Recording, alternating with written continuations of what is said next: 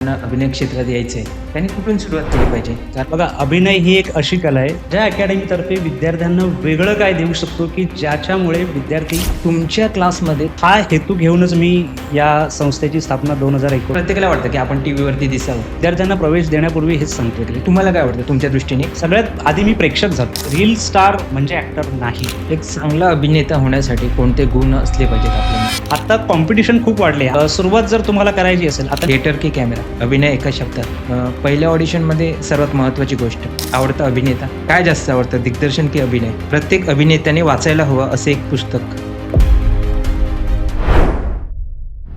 किंवा या क्षेत्रामध्ये अशी सहज संधी नाही मिळत की बाबा चल रे तुला एखादा रोल देतो. मला एक गोष्ट जाणवली विद्यार्थ्यांनी ज्यावेळेस आम्हाला फीडबॅक दिला. एक चांगला अभिनेता होण्यासाठी कोणते गुण असले पाहिजेत आपल्याला? समोरचा माणूस काय बोलतोय, त्याचं काय म्हणणं आहे हे तुम्हाला कळलं पाहिजे. मी एकाच वेळेला एकाच बॅचमध्ये 3 पिढ्यांना शिकवतो. ऑडिशन म्हणजे पाठांतराची स्पर्धा नाही. फक्त एखादं वाक्य तुम्ही विसरलात किंवा एखादा शब्द मागे पुढे झाला, तुम्हाला कोणी भाषेची शिक्षा नाही देणार. रिजेक्शन न पाहता एक रिव्ह्यू म्हणून पहा. तर एखादी शॉर्ट फिल्म बनवण्यासाठी आम्हाला हजारो लाखो रुपये त्यासाठी इन्व्हेस्ट करावे लागतात.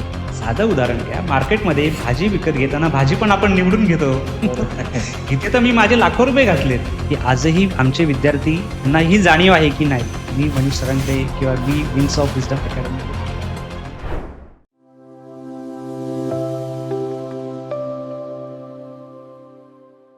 नमस्कार.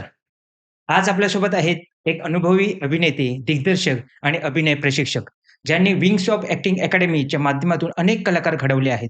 तर आज आपण त्यांच्याकडून अभिनयाबद्दल आणि त्यांच्या ॲक्टिंग अकॅडमीबद्दल बरेच गोष्टी जाणून घेणार आहोत. त्यामुळे हा पॉडकास्ट नक्की बघा. नमस्कार सर. नमस्कार.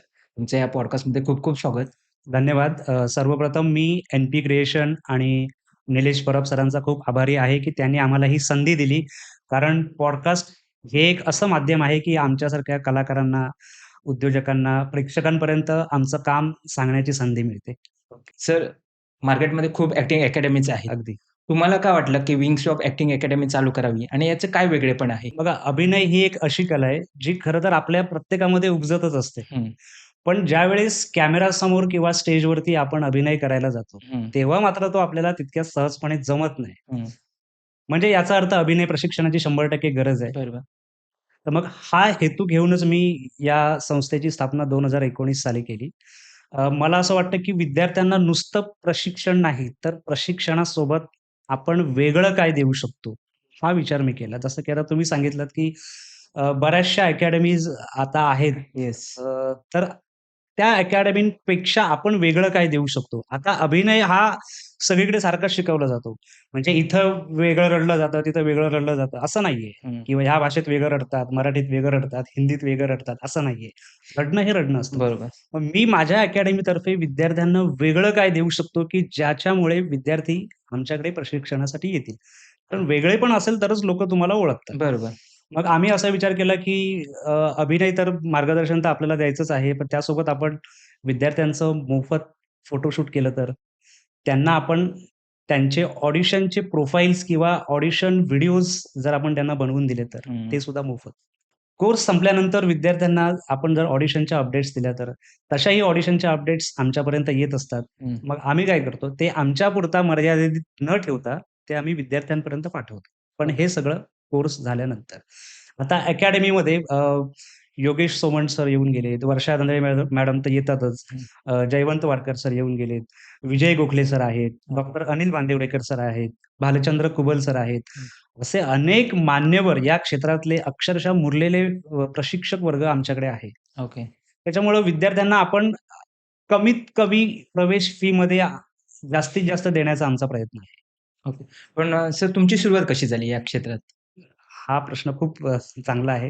बरं झालं तुम्ही विचारलं जेणेकरून मला आता बरंच काही-काही व्यक्त होता येईल. अच्छा. माझे वडील BMC कर्मचारी होते. ओके. बोरिवलीच्या प्रबोधनकार ठाकरे नाट्य मंदिरमध्ये ते कामाला होते. त्यावेळेस मला आठवतंय मी 7 वर्षाचा होतो.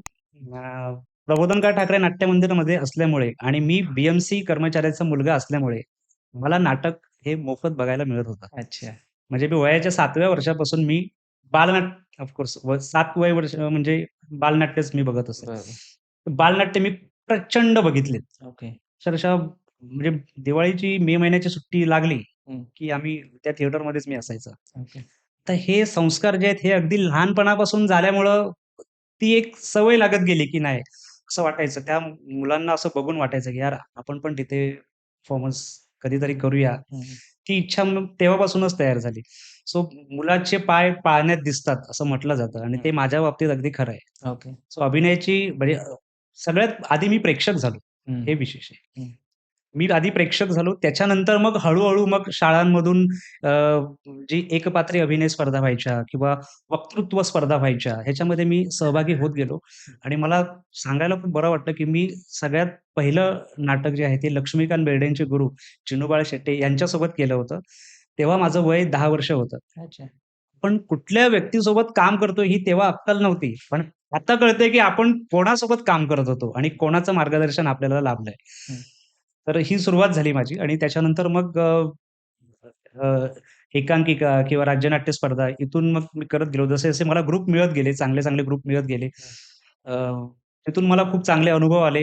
आमचे सोमनाथ सोनवलकर म्हणून एक गेमचा ग्रुप आहे, त्यांच्याकडे मी होतो. तिथे मला बॅकस्टेज काय असतं हे शिकायला मिळालं. हं.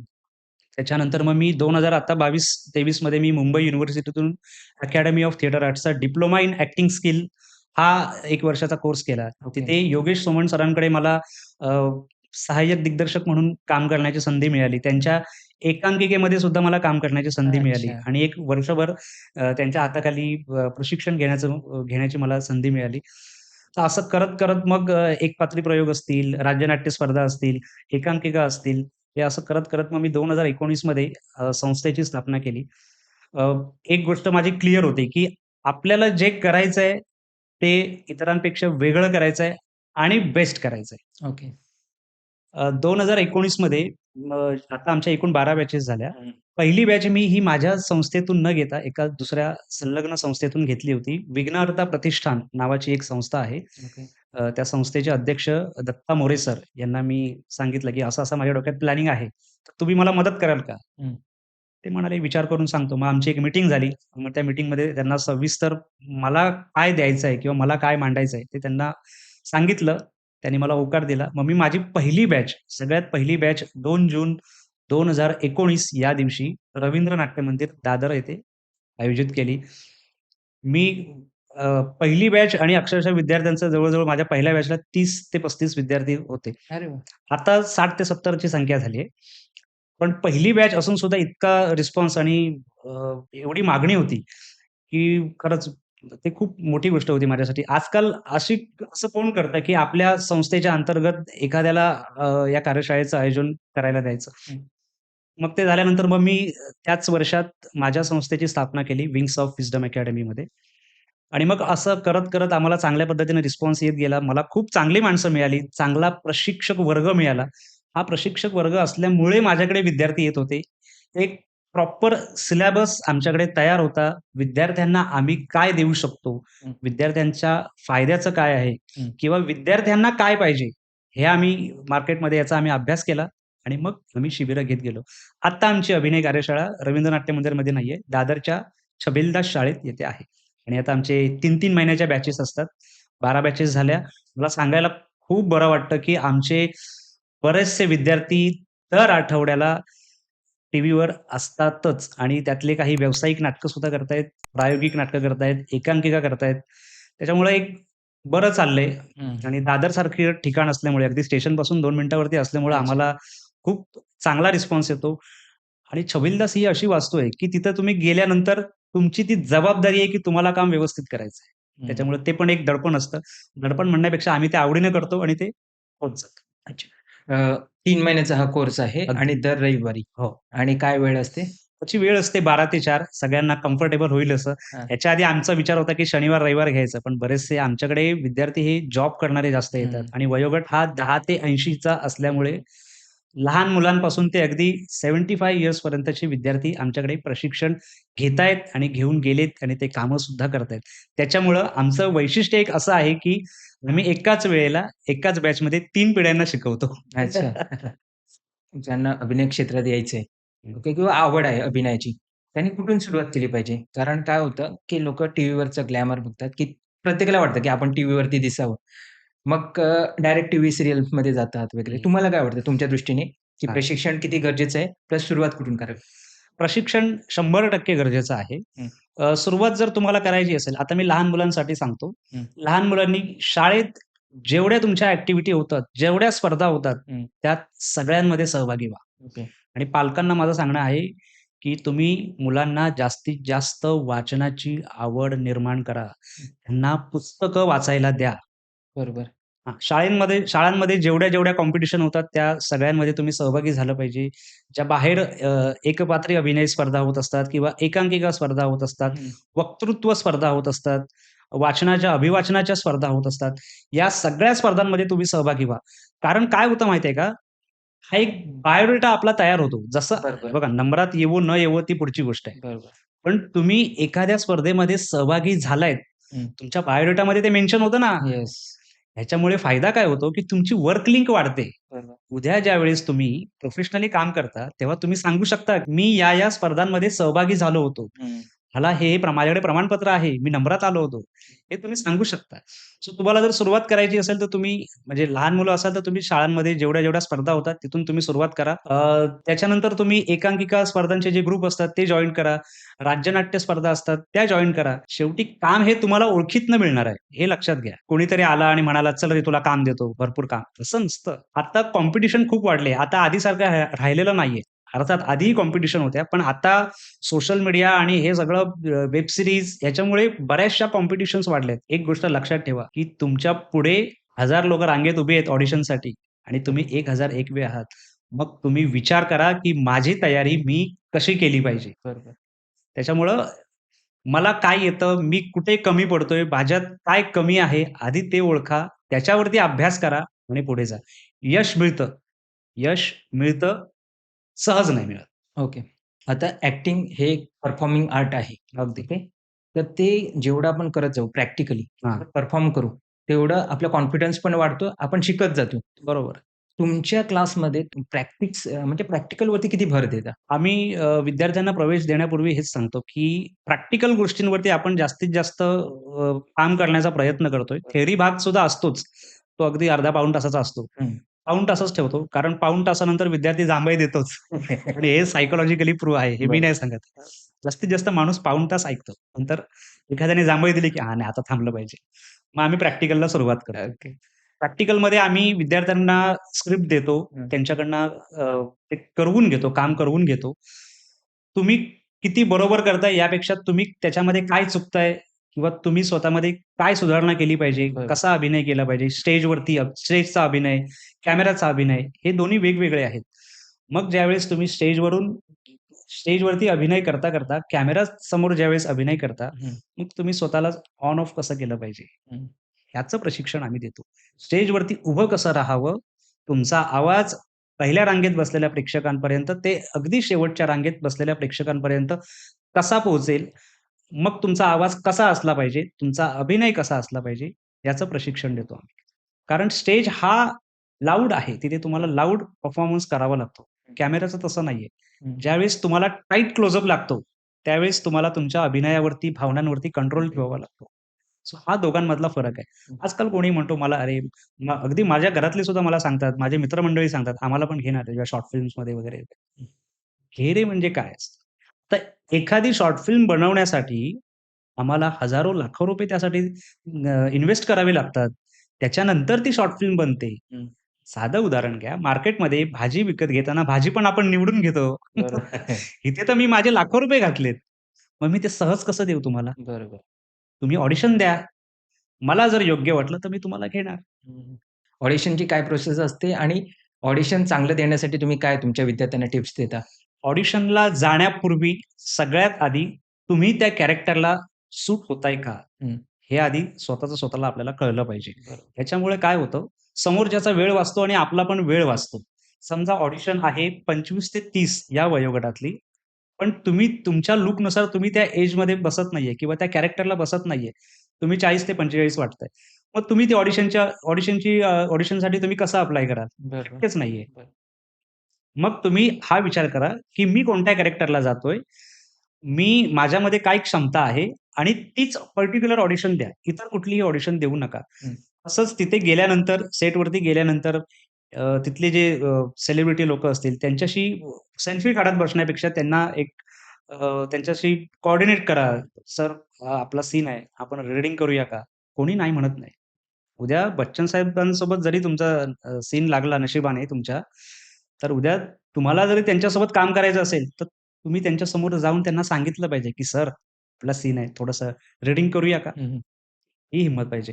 याला प्रोफेशनलिझम म्हणतात. हं, तिथे गेलोय, आपण सेल्फी काढतोय, फिरतोय, हे करण्यापेक्षा तुम्ही हे काम करा. हं. तुम्ही एक प्रॉडक्ट आहात. तुम्ही ऑडिशनला जाताय म्हणजे तुम्ही एक प्रॉडक्ट आहात.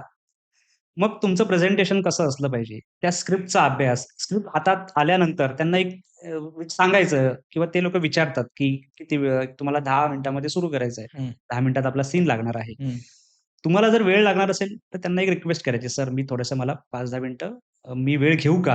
हं, ते काही नाही म्हणणार नाहीत. मग तुम्ही तुमचा वेळ घ्या. ते एक स्क्रिप्ट एकदा 3-4 वेळा वाचा. ते कॅरेक्टर समजून घ्या हं. आणि मग तुम्ही ऑडिशन द्या. फार-फार तर काय होईल? एक तर सिलेक्शन होईल, नाहीतर रिजेक्शन होईल. तिसरं काय नाही होणार आहे. मग यात एवढं घाबरण्यासारखं काय आहे? बरेचसे विद्यार्थी आम्हाला म्हणतात, "आम्हाला कॅमेराची भीती वाटते." हं. भीती वाटते म्हणजे नेमकं काय वाटतं? ज्या गोष्टीची भीती वाटते ते करा ना तुम्ही. भीती वाटण्यावर आणि कॉन्फिडन्स लेव्हल वाढवण्यावर कोणतीही गोळी नाही, कुठलंही इंजेक्शन नाही. ज्यात कॉन्फिडन्स नाही ज्यात कॉन्फिडन्स नाहीये, तीच गोष्ट तुम्ही करा. कॉन्फिडन्स ऑटोमॅटिकली बिल्ड होणार आहे. ओके. ज्याची भीती वाटते, मला कशाची भीती वाटते आणि हे केल्याने काय होईल? हे जर तुमचं माइंडमध्ये क्लिअर असेल, हं, तर ती भीती आपोआप जाते. हं. अ, हं, आता असं होतं ऑडिशनला गेल्यावरती, हं, की स्क्रिप्ट दिली जाते. एक समजा 1 पेजची आहे किंवा हाल्फ पेजची आहे आणि थोडा वेळ असतो. म्हणजे तुमच्याकडे एक 15, 20, हं, 10-15 मिनिटं हं. असतील. तर त्यात एवढ्याशा वेळात ती स्क्रिप्ट कशी लक्षात ठेवावी किंवा त्याची काय टेक्निक आहे? इथे आपण एक गोष्ट लक्षात घेऊया. ऑडिशन म्हणजे पाठांतराची स्पर्धा नाही. ओके. ऑडिशनला तुम्ही गेल्यानंतर तुम्हाला तो सीन समजला, हं, तुमचं कॅरेक्टर काय आहे हे समजलं हं, आणि ती जर स्क्रिप्ट तुम्ही 4-5 वेळा वाचलेली असेल, 7-8 वेळा वाचलेली असेल, हं. तर ऑटोमॅटिकली ते लक्षात राहते. ओके. त्यासाठी कुठलंही अ, टेक्निक म्हणण्यापेक्षा टेन्शनने काम करण्याची गरज नाहीये. हां, हां. तुम्ही फ्री माइंडने काम करा आणि जसं मगाशी सांगितल्याप्रमाणे को-आर्टिस्टशी तुम्ही कोऑर्डिनेशन ठेवा, त्यांच्याशी बोला. आता माझे डायलॉग आलेत, माझा आता सीन आहे, आता मी काय करू? हे सगळं ठीक आहे. हं, तुम्ही तुमच्या कामाशी काम ठेवा. हं, तुमच्या स्क्रिप्टकडे लक्ष द्या, तुमच्या कॅरेक्टरकडे लक्ष द्या, सीन समजून घ्या. लेखकाने एक्झॅक्टली काय सांगितलंय, लेखकाला काय म्हणायचंय, हे तुम्ही समजून घ्या आणि हं. त्यानुसार काम करा. आता एखादं वाक्य तुम्ही विसरलात किंवा एखादा शब्द मागे-पुढे झाला, तुम्हाला कोणी फाशीची शिक्षा नाही देणार आहे. बरोबर. मेन विषय तोच आहे ना. हां, आता एखाद्या शब्दाच्या ऐवजी तुम्ही दुसरा शब्द वापरलात, हरकत नाही. बरोबर. चालतं. उलट त्यांना कळेल, की बाबा हा काहीतरी क्रिएटिव्ह दाखवतोय. Yes, yes. ह्याच्याकडे काहीतरी आहे. बाबा हे नाही तर हे वापरतोय हा. हं, हं. सो ह्याच्याकडे तुम्ही प्लस पॉइंट म्हणून बघा. रिजेक्शन्स येतात. सिलेक्शनची दुसरी बाजूच रिजेक्शन आहे. हं, रिजेक्शनकडे तुम्ही रिजेक्शन न पाहता एक रिव्ह्यू म्हणून पहा हं. आणि पुढे जा. ओके. सर आता खूप सारी माध्यमं आहेत. हं, म्हणजे टेलिव्हिजन आहे प्लस थिएटर आहे. हं, हं. आता मोबाईल आहेत. मोबाईलवरती लोकं रील्स बनवतात. अगदी. ओके. तर काही वेळा असं होतं, की हे रील्समध्ये जे आपण करतोय तीच ॲक्टिंग आहे, असं पण वाटू शकतं, की माझ्या रील्सला एवढे व्ह्यूज येतायत, एवढे फॉलोअर्स आहेत, मग मी ॲक्टर झालो. अ, हे याच्याकडे कसं बघता तुम्ही या माध्यमाकडे? रील स्टार म्हणजे ॲक्टर नाही. रील स्टार जो बऱ्याच ठिकाणी व्हायरल झालाय, ज्याचे फॉलोवर्स आहेत आणि तो खूप प्रसिद्ध आहे. त्याला खूप लोकं ओळखतात. तो सेलिब्रिटी आहे. ॲक्टर म्हणजे कोण? जो अभिनय करतोय स्टेजवर, कॅमेरासमोर, तो झाला ॲक्टर. हे रील स्टार म्हणजे ॲक्टर नाही. ते सेलिब्रिटी. ओके. जो व्हायरल होतो तो सेलिब्रिटी आणि हे टीव्ही मालिका किंवा याच्यातून जे हं. प्रोफेशनली ज्यांचं पोट अभिनयावरती आहे, हां. ते झाले ॲक्टर.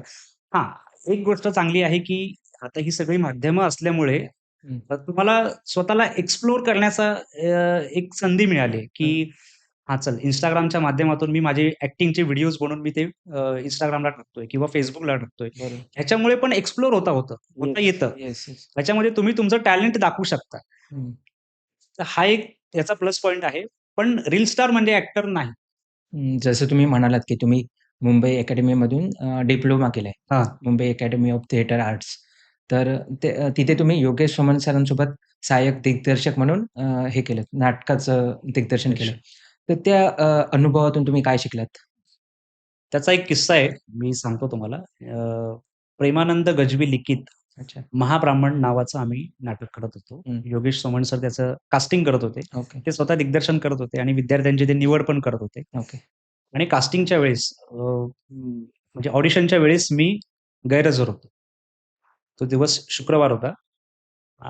सगळ्यांची ऑडिशन चालली होती. मीच फक्त नव्हतो त्याच्यामध्ये आणि सगळ्यांचं कास्टिंग झालं सगळ्या विद्यार्थ्यांचं. माझं एकट्याचंच कास्टिंग झालं नव्हतं. तर मी अब्सेंट होतो म्हणून. हं, मग दुसऱ्या दिवशी शनिवारी सेकंड सॅटर्डे होता. सेकंड हं. की फोर्थ सॅटर्डे होता. अकॅडमीला सुट्टी होती. मग सोमवारी सगळे विद्यार्थी आले रीडिंगसाठी.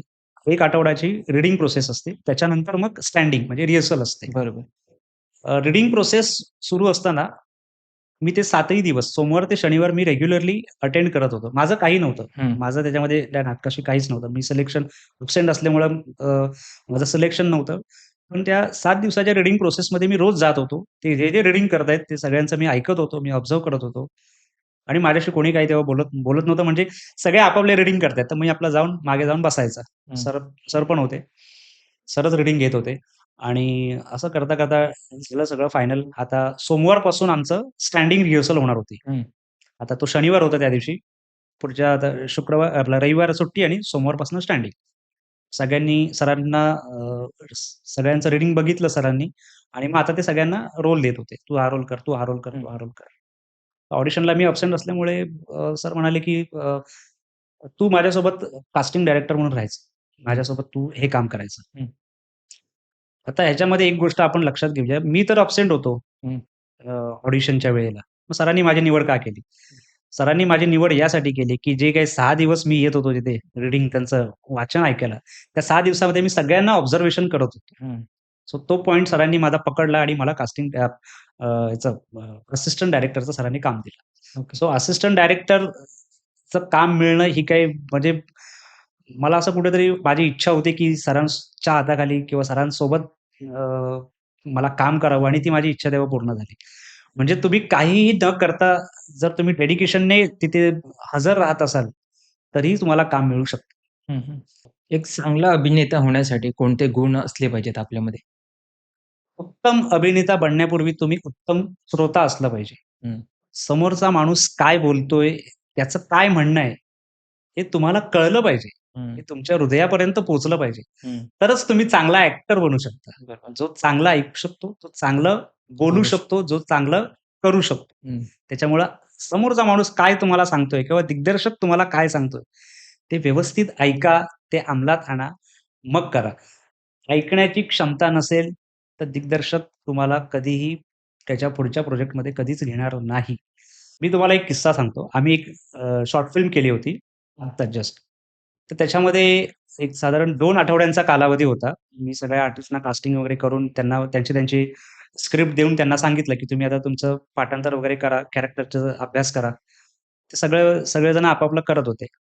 त्यातला एक कलाकार असा होता, की ज्याला असं वाटत होतं, की माझं पाठांतर झालेलं आहे. हं, माझं पाठांतर झालंय आणि ज्यावेळेस तुम्ही ॲक्चुअलमध्ये जेव्हा तुमचा सेट लागतो, हे अशा 4-4 लाईट्स लागतात, कॅमेरे लागतात, सगळेजण आपल्या आजूबाजूला असतात, तेव्हा तुम्ही वाक्य 100% विसरता. बरोबर. त्याच्यामुळे तुम्ही ज्यावेळेला कुठलंही तुम्हाला काम दिलेलं असतं, एखादा दिग्दर्शक तुमच्यावरती विश्वास ठेवून काम देतो, तेव्हा तो ज्या काही सूचना सांगतोय, त्या तुमच्यासाठी असतात. त्या तुम्ही प्रामाणिकपणे फॉलो करा. फॉलो केलात तर तो तुम्हाला पुढच्या वेळेस उभं करेल. कारण का, जसं मगाशी सांगितल्याप्रमाणे त्या शॉर्ट फिल्मसाठी म्हणा किंवा ज्या प्रोजेक्टसाठी ज्या माणसाने लाखो रुपये घातलेत, तर त्याचं ते नुकसान होणार ना. हं, तर त्याचं जर नुकसान होणार असेल, तर तुम्हाला नेक्स्ट टाईम का उभं करेल? हं. सो तुम्हाला चांगला दिग्दर्शक होण्यापूर्वी, तुम्हाला चांगला अभिनेता होण्यापूर्वी दिग्दर्शक काय सांगतोय ते व्यवस्थित ऐका, त्याच्या सूचनांचं पालन करा आणि जे तुम्हाला कॅरेक्टर स्टडी असेल किंवा जो काही तुम्हाला त्यांनी सांगितलंय तयारी करायला, ती व्यवस्थित करा.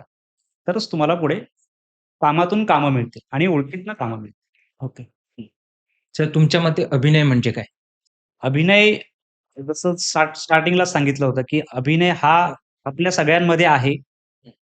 तर तो बाहेर काढण्यासाठी तुम्हाला ह्या अशा प्लॅटफॉर्मची म्हणजेच वर्कशॉपची गरज असते. सगळ्यात आधी तुम्ही स्वतःला ओळखा, की मला काय येतंय? मला खरोखर अभिनेता बनायचं आहे का? मला खरोखर अभिनय करायचा आहे का? हे आधी तुम्ही ओळखा. माझ्या मते अभिनय म्हणजे तुम्हाला तुमच्या भावना शब्दांच्या माध्यमातून, आवाजाच्या माध्यमातून, शरीराच्या माध्यमातून प्रेक्षकांपर्यंत पोहोचवता आल्या पाहिजेत. त्या जर पोहोचवता येत असतील, तर तुम्ही अभिनय क्षेत्रात यायला हरकत नाही. तुम्ही वेगवेगळ्या माध्यमात काम केलंय. हं. तुम्ही टीव्ही सीरियल्समध्ये केले, नाटकांमध्ये कामं केली आहेत. प्रत्येक माध्यमाचं काय वेगळेपण आहे?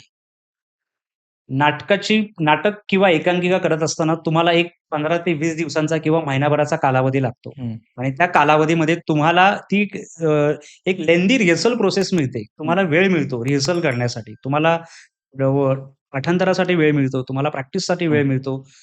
तुम्हाला कॅरेक्टर समजून घेण्यासाठी वेळ मिळतो. हं. तुम्हाला माझ्या कॅरेक्टरमध्ये मी अजून काय नाविन्य आणू शकतो, ओके. ह्यासाठी वेळ मिळतो.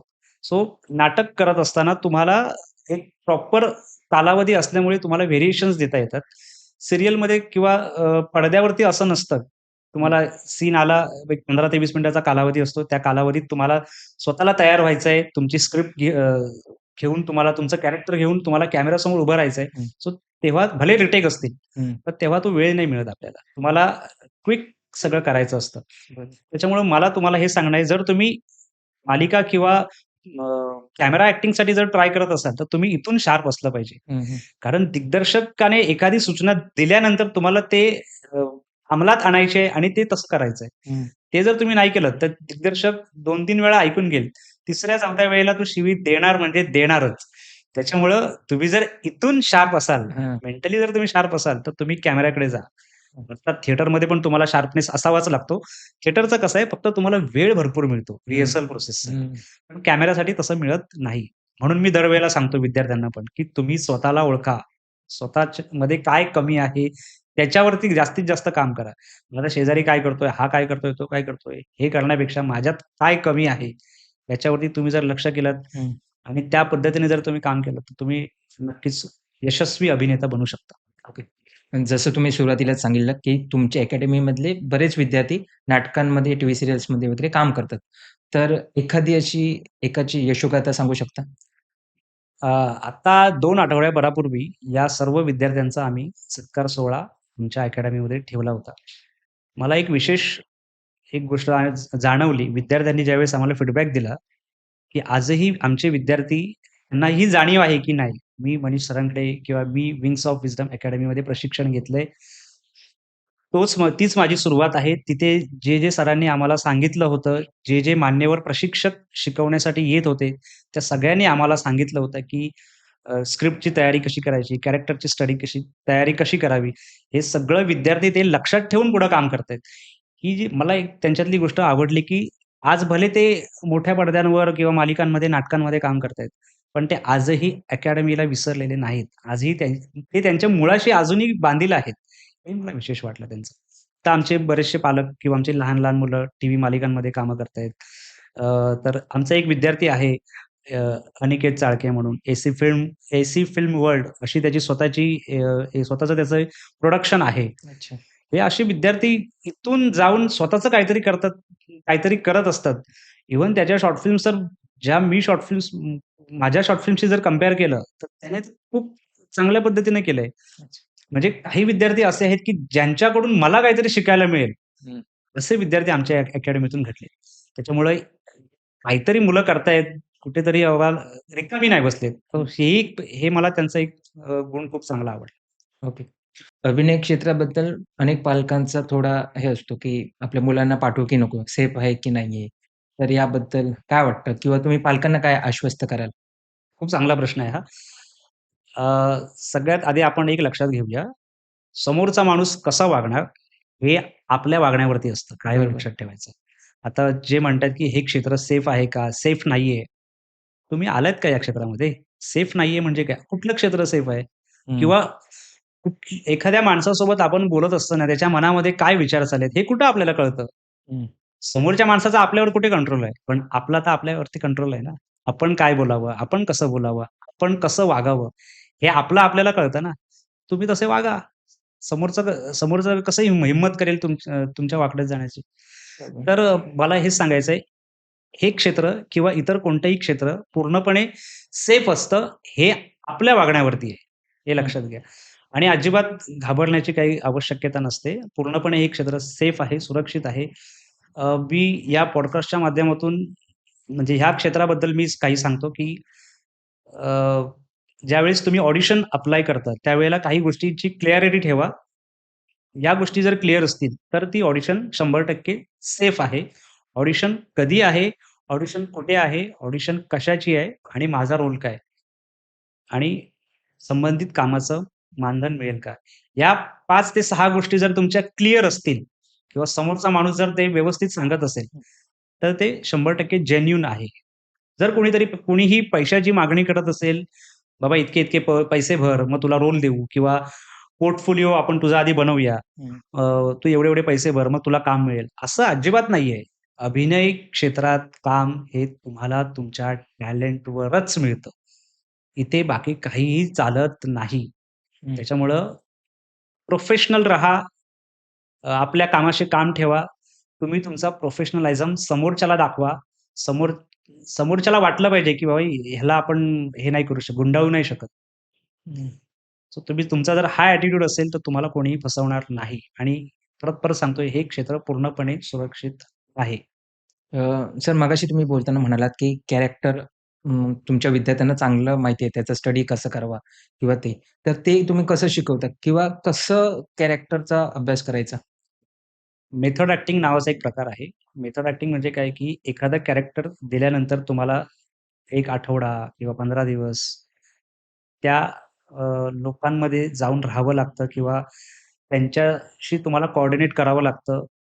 जेणेकरून तुम्हाला ते कॅरेक्टर समजेल. समजेल किंवा तुम्ही त्या कॅरेक्टरपणे पोहचू शकता. असं मेथड ॲक्टिंगचा तो प्रकार असतो. पण मेथड ॲक्टिंग ही आम्ही अकॅडमीमध्ये ते घेणं शक्य नसतं. मग तुम्ही अशा वेळेला काय करायचं, की तुम्हाला जे कॅरेक्टर दिलंय, त्या कॅरेक्टरचं नाव, त्याचं वय, तो कोणत्या बॅकग्राऊंडमध्ये वाढलाय, तो कुठे राहतो, त्याची भाषा, त्याचा फॅमिली बॅकग्राऊंड हा सगळा हे हा सगळा प्रकार तुम्ही लक्षात घ्या. लेखकाने लिहिलेल्या गोष्टी जर तुम्हाला कळत नसतील, तर तुम्ही दिग्दर्शकाशी कोऑर्डिनेट करा. त्यांना विचारा आणि कॅरेक्टर तुम्ही अंमलात आणण्याचा प्रयत्न करा. स्क्रिप्ट एकदा हातात आल्यानंतर तुम्ही घरी काय करू शकता, ते तुम्ही आरशासमोर किंवा कॅमेरासमोर उभं राहून तुम्ही तुमचे ॲक्टिंगचे व्हिडिओज तयार करा. त्या कॅरेक्टरला नेमकं काय सांगायचंय, हे तुम्ही त्या व्हिडिओच्या माध्यमातून मांडा. बस आणखी कॅरेक्टर स्टडीसाठी बाकी सगळ्यात महत्त्वाचं म्हणजे ऑब्झर्वेशन. तुमचं ऑब्झर्वेशन असलं पाहिजे. आजूबाजूला आपल्या जे लोकं असतात, घरामध्ये लोकं असतात, ऑफिसमध्ये हं. त्यांचं त्यांना ऑब्झर्व्ह करत राहा. बस हाच एक मार्ग आहे कॅरेक्टर स्टडीचा. अ, मला हेच सांगायचं आहे, की बरेचसे विद्यार्थी अकॅडमीमध्ये ॲडमिशन घेण्यामागचा त्यांचा हा एकमेव हेतू असतो, की आम्हाला कुठेतरी अभिनय क्षेत्रात संधी मिळावी. हा हेतू काही चुकीचा नाहीये. नक्कीच बरोबर आहे. पण अभिनय क्षेत्रात संधी मिळण्यासाठी तुमची पूर्वतयारी ही असली पाहिजे, की मला कोणी सहज देणार नाहीये किंवा या क्षेत्रामध्ये अशी सहज संधी नाही मिळत, की बाबा चल रे, तुला एखादा रोल देतो. तुझ्यासाठी काम आहे, तुझ्यासाठी रोल ठेवलाय, असं नसतं. तुम्हाला सातत्याने परिश्रम करावे लागतील. तुम्हाला रिजेक्शनला सामोरं जावं लागेल. तुम्हाला कदाचित अपमानाला सामोरं जावं लागेल. तर ह्या सगळ्या गोष्टी असतात. पण एकदा का तुम्ही ह्याच्यामध्ये सेटल झालात, की मग तुम्हाला कामांमधून कामं मिळतात. ठीक आहे. नुसतं मला ह्यांच्याकडे मी कोर्स केला किंवा ह्यांच्या अकॅडमीत आलो, म्हणजे मला कामं मिळतील किंवा मला कोणतरी येऊन असा हात धरेल आणि मला काम देईल. तर असं अजिबात नाहीये. तुम्हाला सातत्य, मेहनत ही घ्यावीच लागते. संधी मिळते, पण सहज नाही. अच्छा. आता आपण एक रॅपिड फायर राउंड ठेवूया. हो, हो. चालेल. ओके. थिएटर की कॅमेरा? थिएटर अभिनय एका शब्दात. व्यक्त व्यक्त होणं. पहिल्या ऑडिशनमध्ये सर्वात महत्त्वाची गोष्ट किंवा ऑडिशनमध्ये महत्त्वाची गोष्ट. तुम्ही प्रेझेंटेबल असलं पाहिजे. आवडता अभिनेता? बच्चन साहेब. कारण ते मी असं त्यांच्याबद्दल ऐकून आहे, की ते समोरच्याला म्हणजे त्यांच्या समोर बसलेल्या माणसाला असं जाणवत नाही, की मी त्यांच्यापेक्षा छोटा आहे किंवा असं. ओके. आवडती अभिनेत्री? नाही. ओके. अ, काय जास्त आवडतं दिग्दर्शन की अभिनय? दिग्दर्शन. अच्छा, सही आहे. कोणत्या कलाकारासोबत तुम्हाला काम करायला आवडेल? अ, मराठी की हिंदीमध्ये? अ, दोन्ही कोणत्याही म्हणजे मराठीत पण एक सांगा, एक हिंदीमध्ये सांगा. मला स्पृहा जोशी. ओके. हां, स्पृहा जोशींसोबत. बस एकच. एकच. ओके. प्रत्येक अभिनेत्याने वाचायला हवं असं एक पुस्तक. लमाण. ओके. अ, नवोदितांना एक सल्ला. मेहनत घ्या. तुमच्या मते यशासाठी टॅलेंट, हार्ड की डिसिप्लिन? डिसिप्लिन.